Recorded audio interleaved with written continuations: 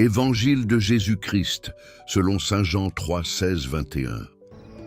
Car Dieu a tellement aimé le monde qu'il a donné son Fils unique pour que tout homme qui croit en lui ne meure pas, mais obtienne la vie éternelle.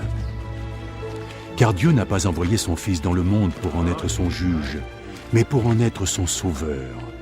Mais ceux qui ne croient pas ont déjà été jugés, parce qu'ils n'ont pas cru au Fils unique de Dieu.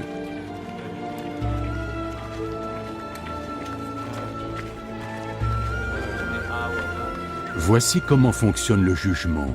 La lumière est venue dans le monde, mais les hommes préfèrent l'obscurité à la lumière, parce qu'ils agissent mal. Ceux qui font le mal détestent la lumière. Ils ne reviennent pas à la lumière, de peur que leurs mauvaises actions deviennent visibles. Mais ceux qui sont dans la vérité viennent à la lumière, afin que la lumière montre que leurs actions ont été accomplies en accord avec Dieu. Acclamons la parole de Dieu.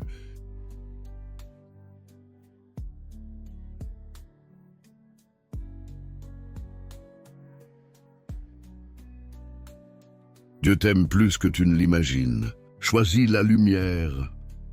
Frères et sœurs, bien-aimés, ce passage est l'un des plus puissants de tout l'Évangile. Dieu a tellement aimé le monde. Tout commence par là, l'amour de Dieu. Pas un amour abstrait, mais un amour qui donne. Dieu donne son Fils. Cela signifie que Dieu ne reste pas loin de nous. Il s'engage personnellement dans notre histoire. Ensuite, Jésus nous dit quelque chose de très important. Il n'est pas venu pour condamner, mais pour sauver. Cela change tout. Beaucoup vivent avec la peur du jugement. Mais Dieu ne cherche pas à te piéger, il cherche à te relever. Mais alors, où est le jugement?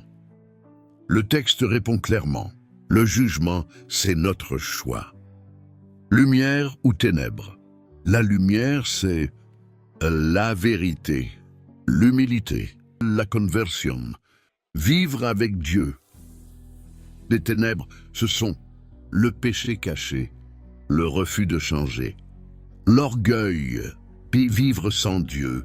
Jésus dit quelque chose de très concret. Celui qui fait le mal évite la lumière. Pourquoi?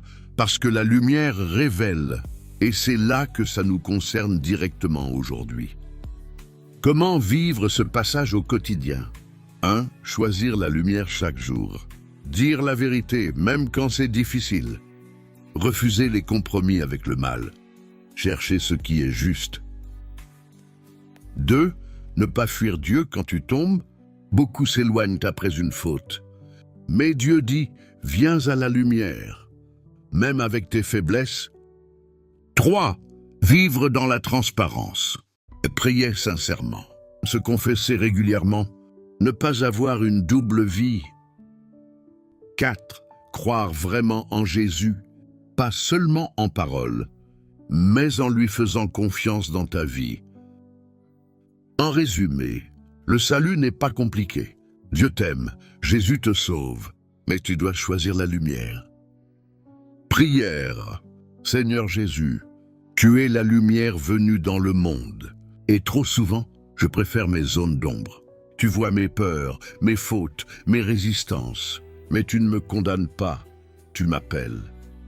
Donne-moi le courage de venir à la lumière, même quand cela me dérange, même quand cela me coûte.